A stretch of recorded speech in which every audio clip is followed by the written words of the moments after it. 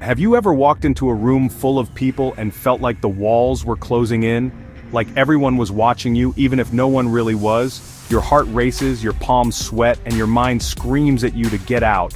That's not just nerves, it's social anxiety, and it can be absolutely overwhelming.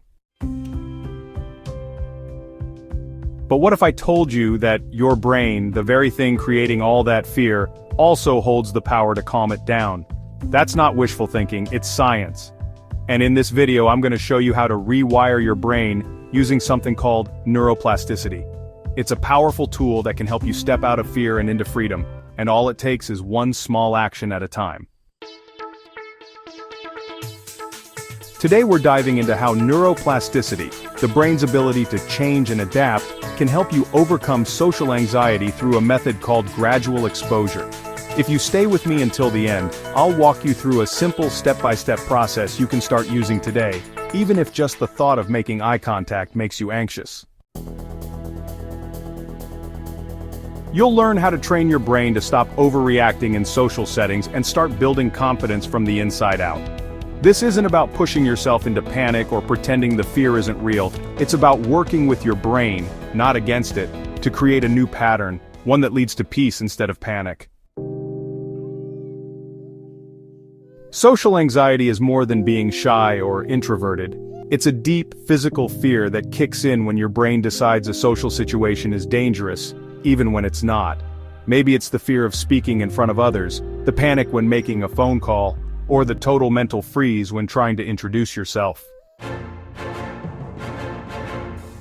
The brain doesn't differentiate between actual threat and imagined threat, so every time you avoid those situations, your brain says, "Good job. That was dangerous, we survived." The problem? That avoidance becomes a loop. The more you avoid, the more your brain believes there's something to be afraid of. And just like that, social anxiety turns into a cycle that keeps reinforcing itself. But this cycle can be broken, and it starts with understanding how your brain works.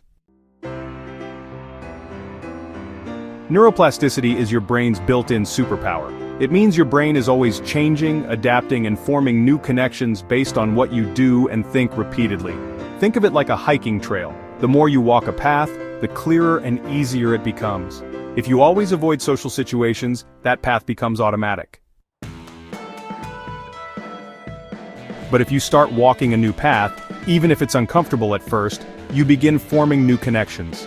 The fear response gets weaker, and your confidence grows. It's not instant, but it's real. And science shows that consistent small actions literally reshape your brain's response to stress and fear. So even if social situations feel terrifying now, they don't have to feel that way forever. Let's talk about gradual exposure. This is the process of facing your fears step by step, starting with what feels the least scary and working your way up. You're not diving into your biggest fear head first. You're wading in slowly, letting your brain adapt. Say your biggest fear is speaking in front of a crowd. Your first step might be making eye contact with a stranger or saying hi to a cashier. Next, you might ask someone for directions. Then, have a short conversation with a coworker.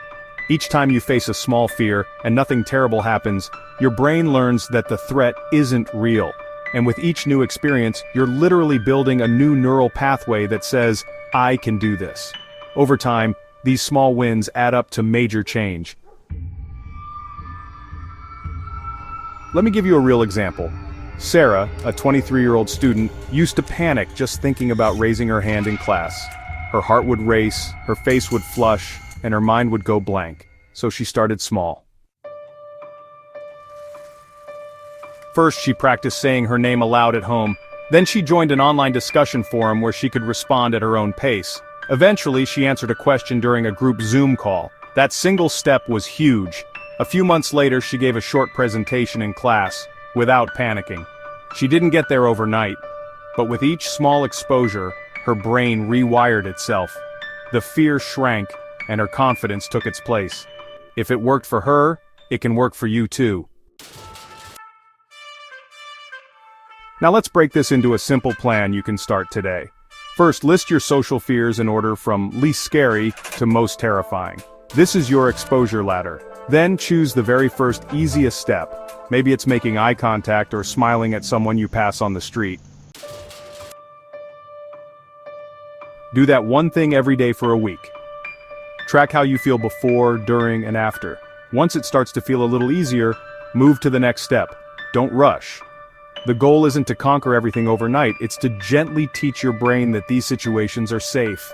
And if a step feels too overwhelming, break it down even smaller. The key is consistency. Every time you show up, you're reinforcing a new neural pathway, one that leads you toward calm instead of chaos. Here's the truth, your brain isn't broken, it's doing exactly what it was trained to do, protect you. But when that protection turns into overreaction, it's time to update the system. And the beautiful part is, you can. You don't have to live in fear of every interaction, every conversation, or every moment in the spotlight. Your brain is changeable, adaptable, and capable of learning something new. All it needs is a little repetition, a little patience, and a little courage. So if you're ready to take back control, tell me in the comments, what's one small challenge you're willing to try this week? Don't forget to like, subscribe, and share this with someone who needs it. Because change starts with awareness, but transformation, that starts with action.